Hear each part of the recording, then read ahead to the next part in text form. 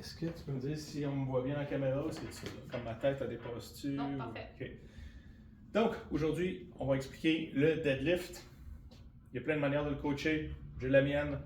À date, on a des très bons résultats avec les athlètes. La première chose que je dis aux gens, c'est enlevez vos souliers ou mettez des pantoufles de deadlift qui appellent deadlift slippers. Si tu tiens à avoir des souliers une surface la plus plate possible, la semelle la plus fine possible, puis on veut surtout pas de coussin en dessous des pieds, pas d'espadrille. Okay? Maintenant, il y a différentes manières de se réchauffer pour le deadlift. On peut faire des reverse hyperextension, on peut faire des goblet squats, on peut faire des single leg walking RDL comme ça, où on se penche puis on ramasse comme un crayon par terre en gardant l'attention dans l'ischio. Tout dépendant de notre type de corps puis des douleurs chroniques qu'on a, on va changer le warm-up. Mais en ce moment, je vais me concentrer sur la technique du deadlift comme tel. J'ai mis 2 plates pour que ça file un peu plus comme un poids. À une plate, on ne sent pas grand-chose des fois. Donc, la première chose, ça va être de s'assurer que notre stance, la distance entre nos pieds est la bonne. Et ça, c'est par essai-erreur qu'on peut le figurer. Typiquement, par contre, ce ne sera pas plus large que la largeur des épaules. Puis il y a même des gens qui vont deadlifter avec 1 pouce seulement entre les pieds, puis ça va marcher très bien pour eux, croyez-le ou non. Mais très rarement, on va deadlifter conventionnel avec une pose comme ça, sauf quand on voit des gars qui font 6 pieds 3, 300 livres et plus, les hanches larges, etc. Mais il y a beaucoup de gens qui pensent que cette position-là est pour eux, puis elle ne l'est pas pantoute. Okay? Et ils vont penser qu'ils lèvent plus lourd de même parce qu'ils sont habitués de lever de même, mais ça ne veut pas dire que c'est ce qui est optimal pour eux. Et donc, je recommande de ramener ça.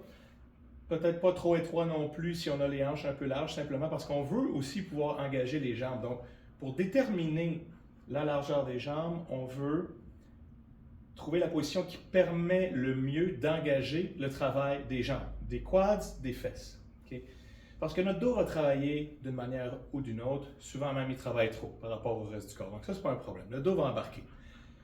Par contre, les jambes n'embarquent pas tout le temps. Il y a plein de monde qui deadlift sans leurs jambes. C'est comme un outil qu'il faut qu'on ajoute si on veut le deadlift le plus lourd possible. Pour ça, il faut trouver le stance qui permet d'engager les jambes. Okay? Dans mon cas, c'est environ comme ça ici. Maintenant, la largeur des mains, on veut que les mains soient le plus près possible des jambes. Les pouces vont même toucher le tibia. Okay? On va frotter en tout cas, au moins. Les pieds pas parfaitement parallèles, un tout petit peu ouverts vers l'extérieur, typiquement, ça aide à engager le travail des jambes, ça aussi.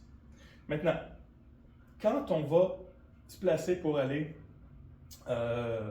prendre la barre dans nos mains, nos tibias peuvent être à environ 2 pouces de la barre. Ils n'ont pas besoin d'être collés déjà parce qu'en pliant les genoux, ils vont venir toucher la barre. Okay?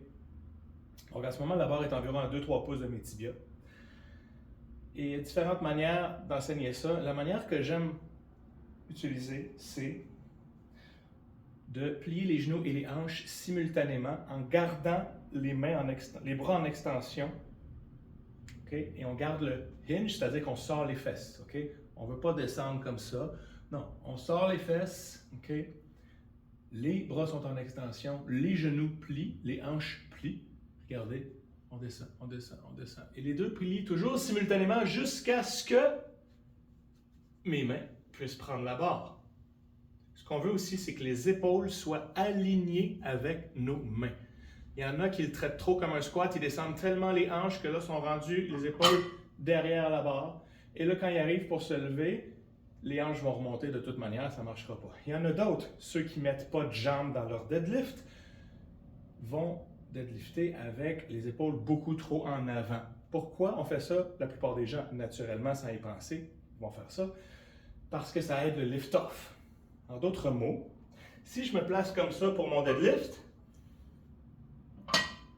c'est vrai que le lift-off va être plus facile, mais je vais staller aux genoux. Okay? Et donc, si on est capable d'accepter que le début est plus lent, le reste va aller beaucoup plus vite. Et pour ça, il faut que les hanches et les genoux aient plié simultanément jusqu'à ce que les mains atteignent la barre, que les hanches ne soient pas trop basses pour que ce soit un squat et que les épaules soient derrière les mains, Et on ne veut pas non plus que les épaules soient devant la main. Les épaules sont alignées avec les mains. Et on a un hinge, c'est-à-dire que les fesses vont sortir. On ne veut surtout pas avoir une position comme ça. Okay?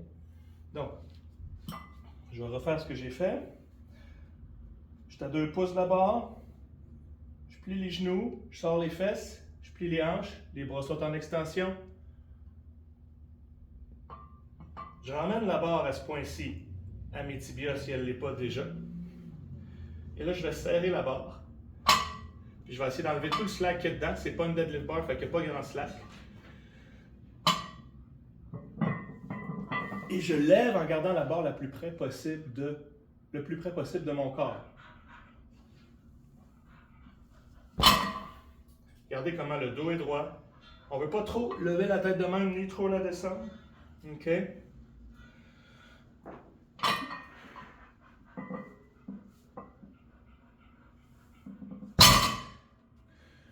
Ce qu'on veut aussi, c'est engager le travail des latissimus dorsi. Ces muscles-là aident énormément. Et pour ça, il faut visualiser, okay, que la barre, on fait ça avec nos mains. Même si ça n'arrivera pas, on ne pliera pas le métal. Mais je visualise que je fais ça. Ça va aider à engager les lats qui, eux, vont aider aussi à lever plus de poids et garder le dos droit. Donc, ça, c'est un élément essentiel. Squeezer la barre. Plus on a une grip forte qui squeeze la barre, plus on va lever de poids. S'assurer aussi quand on lève que le poids est bien réparti sur notre pied. Okay? S'assurer qu'on n'est pas trop sur les talons, les orteils. C'est un indice qu'il faut ajuster le tir pour que ce soit plus centré. Okay? Donc voilà pour ça. Je squeeze la barre, j'essaie de la plier, j'enlève le slack. Je la garde près de mon corps et voilà.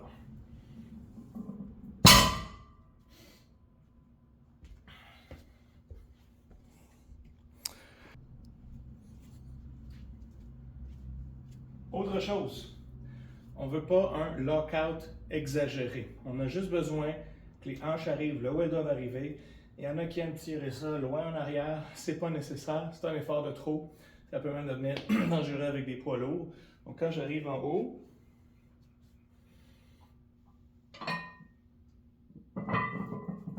c'est suffisant. Je n'ai pas besoin de faire ça de même. Okay? Voilà pour le deadlift.